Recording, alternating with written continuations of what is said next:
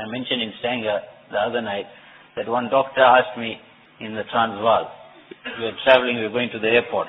So he says, Maulana, how can I create the love of Allah Ta'ala?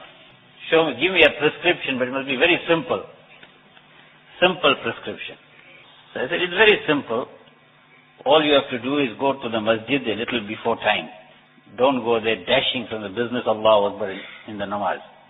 Go a little before time and sit on the musalla, 5 minutes before the namaz, 10 minutes before the namaz, and then think of Allah Tabaraka wa Ta'ala's ni'mats that are raining upon you. From head to toe, look at the ni'mats. Look at Allah Tabaraka wa Ta'ala's ni'mats from head to toe. Your sight, your hearing, your speech, your heart, liver and lungs, your intelligence. You would never have been able to become a doctor if Allah Tabaraka wa Ta'ala didn't give you intelligence. Then you would have been in some madhouse and no patient would have been coming to you. Even at this stage, Allah Ta'ala protects. But if He takes away that intelligence, which patient will come to you?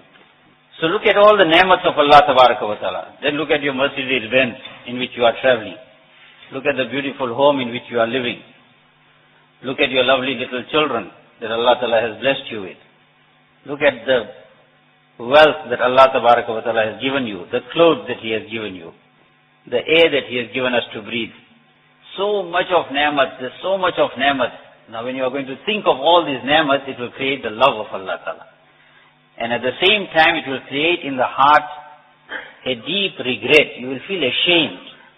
If a person really thinks of the amount of ni'mat that Allah Ta'ala is giving him and the type of disobedience that he is engaging in, then it will create nadamat in the heart.